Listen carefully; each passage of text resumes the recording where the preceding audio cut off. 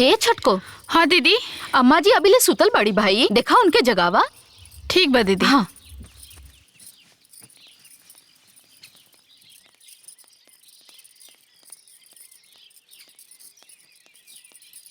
अम्मा, ए अम्मा, अम्मा, अम्मा, अरे उठी ना, सबेर हो गल बा, कबले सुतब। अम्मा, ए अम्मा, अम्मा,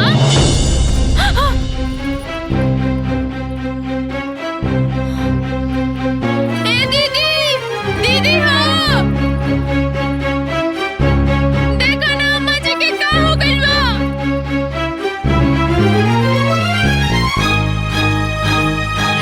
का भइल छटको? देखो अम्मा जी के का हो गइल बा। अम्मा जी, अम्मा जी, अम्मा जी,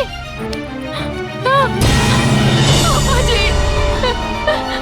ए छटकी, अम्मा जी हमने के छोड़ के चल गईली। अम्मा जी, अम्मा जी, अम्मा जी का हो गया जी? छटको, अम्मा जी छोड़ के चल गई हमने। अम्मा जी, अम्मा जी, अम्मा जी, अम्मा जी उठी ना, अम्मा जी। का हो गई हो? हाय देखो देखो, आय दादा, चलो चलो।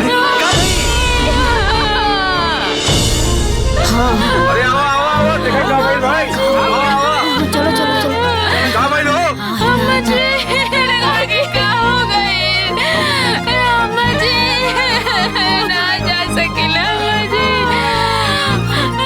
क्या भाई? अम्मा जी हमें के छोड़ के चल गईली। मर गईली। लागत है राधे से आपके फोन करके दुबई से बुलाए के पड़ी। अरे बहू कहाँ जाता रू, मत जा। अरे जाई दी ना अम्मा जी, ऐसा टाइम पे रोकल ना जाला, बल्कि रवा भी चली। हाँ माई चली। हाँ चल। हाँ चलो। बुलाए के पड़ी। ये चुड़ैलिया खैलसिया अम्मा जी के, ये चुड़ैलिया। काले ही हमरे अम्मा जी के मार मार के लता चुप हो जा, चुप हो जा। हमरे अम्मा जी के। अम्मा जी, अम्मा जी, अम्मा जी, अम्मा जी, अम्मा जी। अरे चुप नौटंकी, अम्मा जी मरल नहीं की, बल्कि बेहोश बाड़ी। बेहोश जल्दी से इनकरा के अस्पताल लेके चली। जल्दी करी जल्दी करी। चले चले चले उठाई। बड़की भाई उठाओ जल्दी लेके चलो। चल चल यार, संभल के।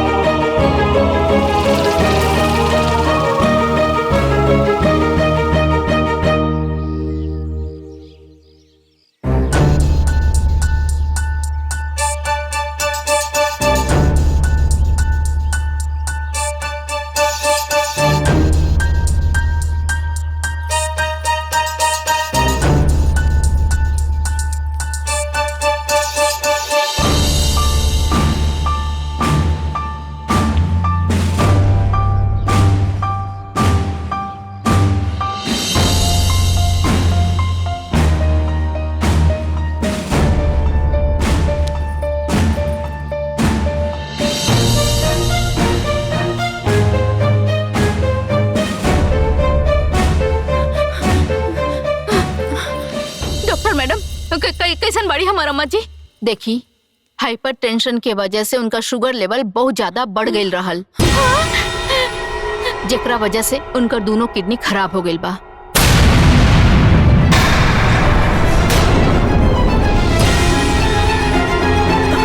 उनका के डायलिसिस करा के आईसीयू में भर्ती कर देले बानी, लेकिन हाँ, अगर 24 घंटा के अंदर किडनी के व्यवस्था ना भई तो फिर हम उनका के ना बचा सकीला।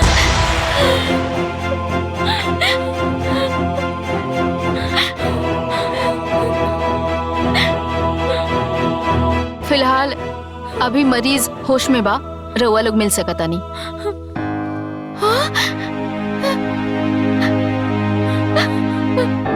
अम्मा जी, अम्मा जी, अम्मा, अम्मा,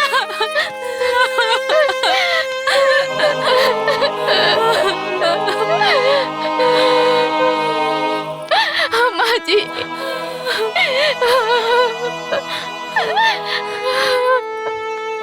ये सब कहाँ हो गई अम्मा जी? अम्मा, हमने के भगवान कितना दुख दिए, हंसी खुशी हमने के जियत रहली, पता न के कर नजर लग गई, भगवान से यहाँ न देखल गई। भगवान जी जल्दी से अम्मा के ठीक कर दी। अम्मा जी, अम्मा जी, एक्सक्यूज मी प्लीज, आप लोग इस तरीके से रो रो के ना मरीज के डिस्टर्ब मत करी प्लीज। इनका जान बचावे के बाद तो किडनी की व्यवस्था तुरंत करी, जल्दी से जल्दी। हमने के कहाँ से व्यवस्था करी मैडम जी? अरे घर परिवार से कल जाई, नात रिश्तेदार से कल जाई, कहीं ना कहीं से व्यवस्था तो कर ही के पड़ी। ऐसा काहे ना करता नहीं कि रउए दे दी, रउआ तो बहू न बाने इनकर।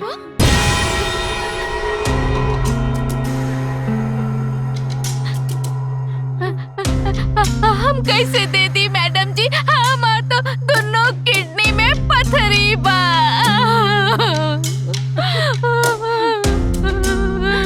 हम कैसे दी? दीदी सही कहत बड़ी। अच्छा ठीक है, ऐसा कर कि तू है दे दा। देखे में तो काफी स्वस्थ नजर आवत अरु, तो दे दा।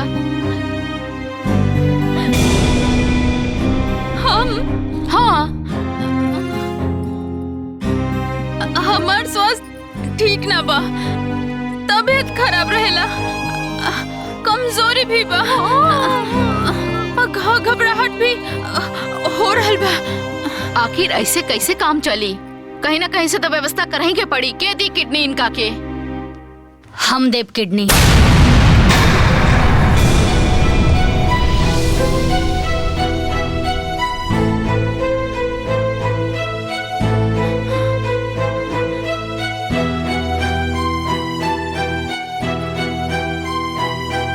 डॉक्टर साहब, हम देव किडनी। व्हाट? डॉक्टर साहब, हम हो इनकर परिवार हैं। तब तो बहुत अच्छी बात बा। अब चली फॉर्मेलिटीज कर लिहल जाए और रउआ के जांच भी कर लिहल जाए। हम चले तनी, रउआ आ जाई। ठीक बा।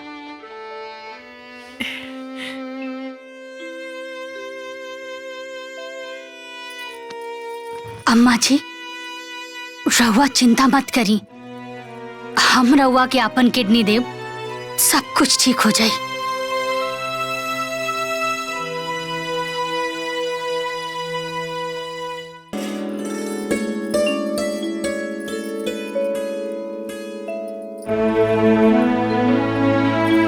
अम्मा जी, अपना घर में चली ना। ना, अभी हमार घर ना है।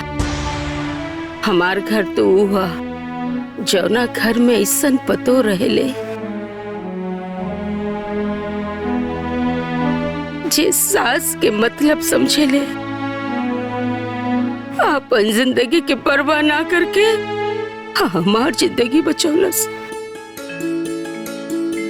ऐसन बहन जैसन दौरानी रहेले जे अपन जीवन के सारा जमा पूंजी हमरा पे निछावर कर देलस, और हम ओके पराया समझनी, ओके अपन दुश्मन समझनी।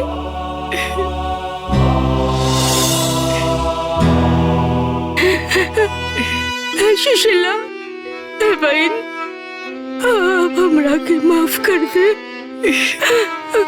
माफ कर दे, माफ कर दे हमरा के सुशीला,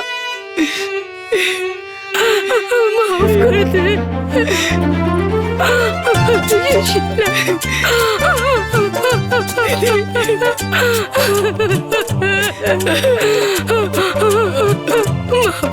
सुशीला, तुमसे गलती हो गई।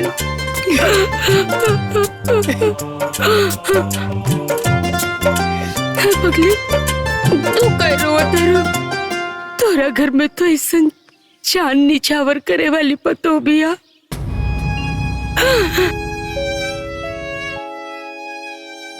शुद्ध सोना जैसन बेटा बा। रोए के तो हमके चाहिए। तू को बेटा बा, दोनों स्वार्थी, हमार पतो मतलबी। ए सुशीला, हम तोरे घरे रहल चाहता नहीं। रहे देबे हमरा के, बोलना रहे देबे।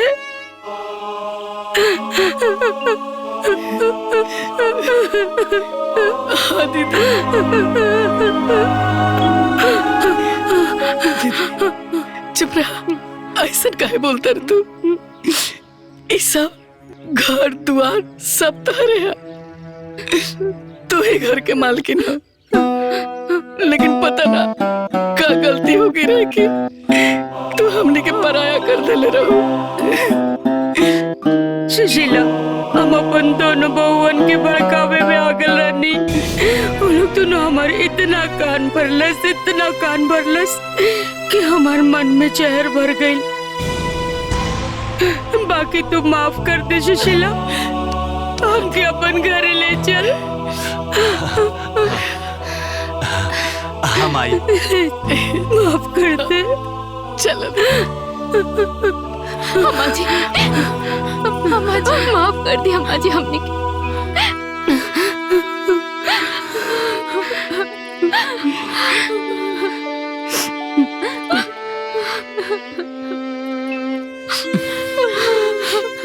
अम्मा जी माफ कर दी। ना, तोहनी खातिन कोनो माफी नहीं की। चला भागा यहाँ से।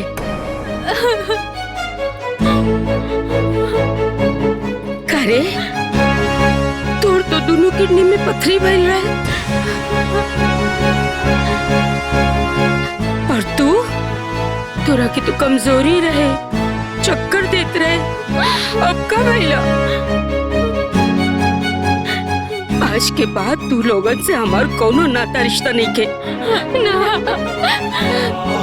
कुछ कहा ना ये घर से लतौनी से। कैसन बात करता नहीं अम्मा जी? ऐसन काहे बोले नी? रिश्ता नाता तब भगवान जोड़ेलन, ओके हमनी तोड़ी ना अम्मा जी। जौन रिश्ता भगवान जोड़ेलन, अगर ओके केहू तोड़ेला त जीवन भर ओके दुख ही मिलेला। लेकिन बहू, तू देख लो ना कि ये लोग कैसे नाटक करत रहे। जाई दी ना अम्मा जी, समझ में आ गेल ना। हाँ अम्मा जी, हम डरा गए रहनी, हमके माफ कर दी अम्मा जी। हाँ अम्मा जी, मोती काम न कैलक, हमने के माफ कर दी अम्मा जी। ए माई रे, ए माई माफ कर दे रे, ए माई माफ कर दे रे हमरे के। माई, आज के बाद हमनी के कोनो गलती ना करब जा, माफ कर दो माई। हाँ अम्मा जी, सब के हो के अपन गलती के एहसास हो गइल बा। अब रुआ माफ कर दी ना बहू, इन्हन के हम ऐसे माफ ना करब। इन्हन के मेहरारू के चलते ही खूटा गड़ाइला। जब सब मिलके खूटा हटाई, ओकरे बाद हम माफ कर। ई बात ममाई, ई खूटा अपने उखाड़ा तने। चल जा, चल भैया। भैया हम आवता नहीं।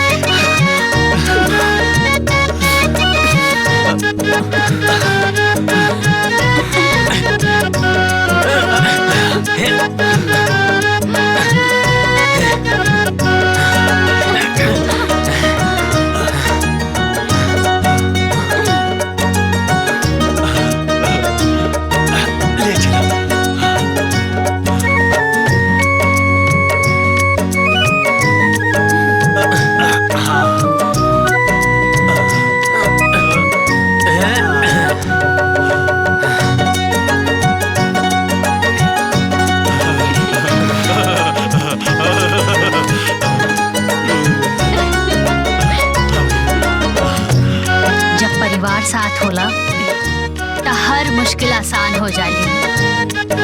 काहे से कि घर एगो मंदिर समान होला जहाँ प्यार और सम्मान निवास करेला। यही से कहल जाला कि सब केहू के मिलजुल के रहे के चाही। काहे से परिवार की खुशी से बढ़कर कोनो खुशी ना होला। सही कहली ना, हमने मिलकर रह जाए। हाँ भैया।